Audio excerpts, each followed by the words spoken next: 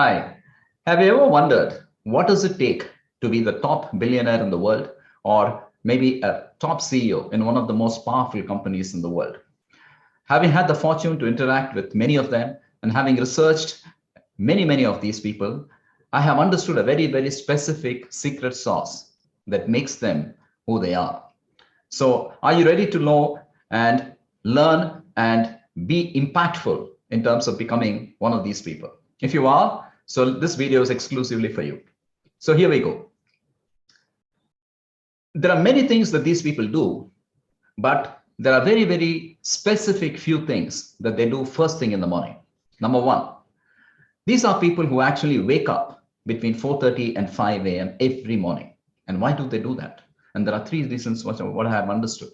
The first, this is the time of the morning when the majority of the atmosphere is filled with a very powerfully positive and energizing effect. And most of the people being asleep, that all the negative energies are actually subdued. And this is a very powerful time. And the second reason is this is actually the true me time that you have. Most of the time of the day, as you realize, is not really yours.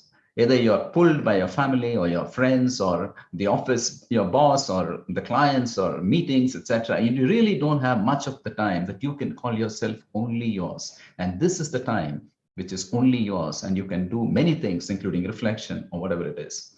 And the third reason is this time in the morning, you have a tremendous head start over the rest of the world.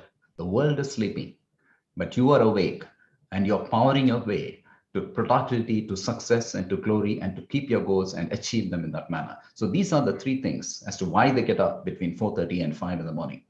And the second reason, as soon as they get up, they actually fill themselves with gratitude. They feel grateful for at least 5 things that are currently in their life. Currently in their life, it could be anything. It could be the smallest thing of having just got up. It could be the smallest thing of having a beautiful bed to sleep on. It could be anything. And at least 5 things, and not enough just to say that I am grateful for this, but to feel it here. Only when you feel it, will you actually see it. So that is the second thing that they do.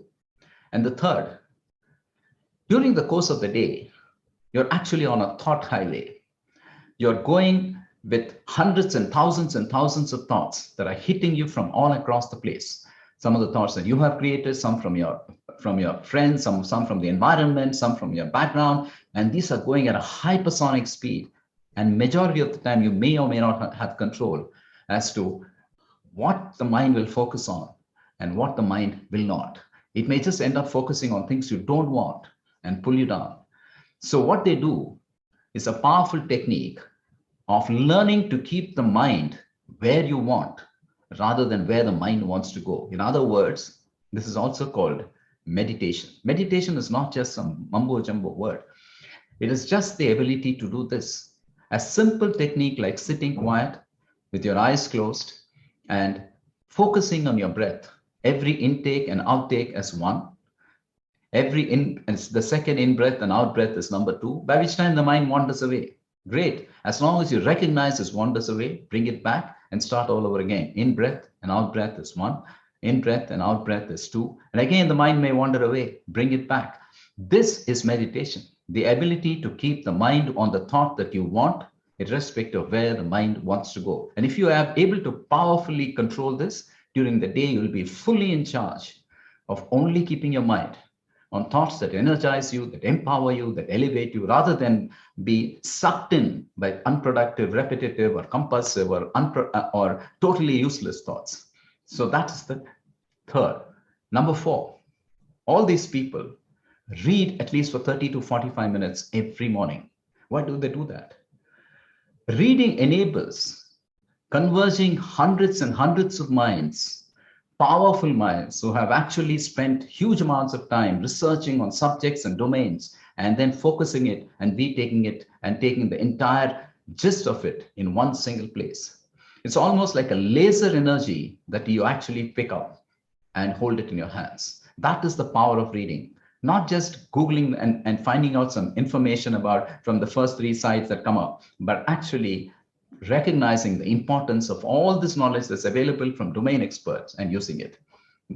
Number 5, they do something very, very different from what we do. Actually, we do the same thing. This is what number 5 I'm going to talk about, but they do it differently. They create a very unique to-do list. All of us create to-do lists, but we fill that with the immediate things that we need to do first thing in the morning, or sometimes even very, very ordinary things or not very important things. These people consciously set the most difficult things as the first one, and then the next most difficult thing, and the last one will be the least difficult thing. And why do they do that? Remember, most of the meetings that we go to, whether it's the board meetings, whether it is the marketing meetings or the finance meetings or whatever it is, if you have 8 points, we spend about 70 to 80% of our time on the first 3 points and the balance time on the next 5 points, isn't it? Just think about it. So what we do is that we spend most of our time in the unimportant things and we leave away the most important things towards the end.